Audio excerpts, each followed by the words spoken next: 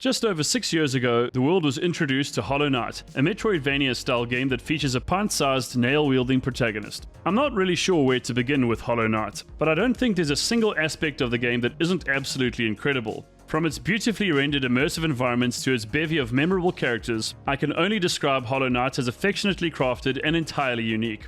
Following the success of Hollow Knight, a sequel was announced on Valentine's Day 2019. Now, after 4 long years of waiting, Hollow Knight Silksong is due to be released before the middle of 2023. So in anticipation of this monumental event, here's everything you need to know about Hollow Knight Silksong. Let's go!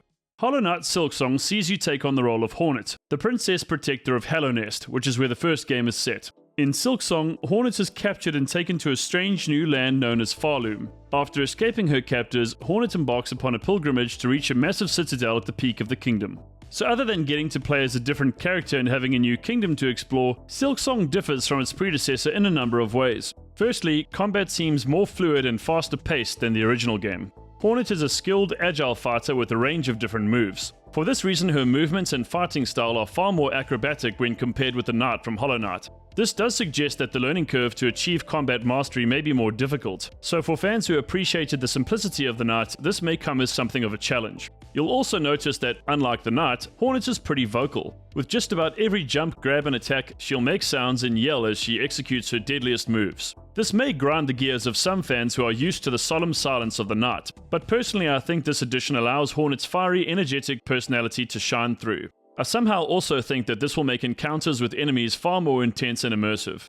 Another key difference is that Hornet uses Silk instead of Souls to fight and heal herself. Silk can be acquired in a number of different ways. Anytime Hornet strikes an enemy with her needle, she'll gain 1 strand of Silk. Then there are Silk spindles that are very similar to the Soul Totems from the original game. Each time a spindle is struck with Hornet's needle, it'll release 3 strands of Silk. After a certain number of hits, the Silk spindle will be depleted and will no longer give Silk. Finally, there are webs that you'll find in an unknown part of Moss Grotto. Each web yields 3 strands of Silk. Also, Hornet will drop a bundle of Silk each time she dies. You'll then have to make your way back to this bundle and destroy it if you want to replenish your supply of Silk.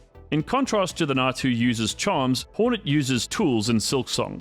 These collectible items grant Hornet both offensive and defensive abilities. There are 4 different categories of tools, namely white, red, blue, and yellow tools. The exact nature and purpose of white, blue, and yellow tools is yet to be revealed, but red tools primarily consist of consumable weapons and offensive abilities that Hornet can use in combat situations. Examples of red tools include the straight pin, tri-pins, sting shards, familiars, saw blade, and bone boomerang.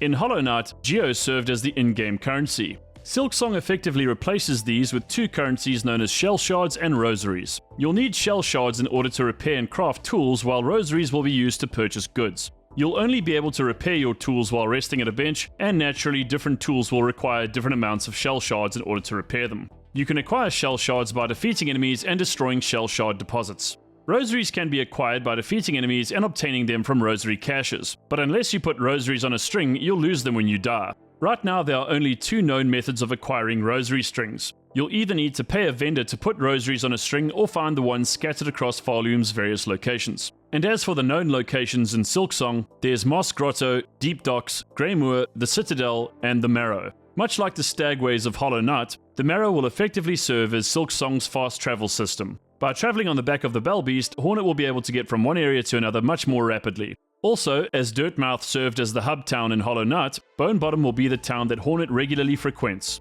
I'm pretty sure there'll be a ton of areas for players to explore once Silksong finally releases. Silksong will also feature a ton of new enemies, and at present the count stands at 165 different types. 7 different bosses have been revealed so far, namely the Moss Mother, Seth, Trobio, the Last Judge, Sharp, Carmelita, and Lace, who apparently knows Hornet and is seemingly one of her rivals. Thankfully, Hornet will also have some new friends and allies to help her out in her quest. Some of the characters you'll encounter include Chakra, the Forge Daughter, Grindel, Sherma, Garmund and Zaza, Ballo, and the Church Keeper.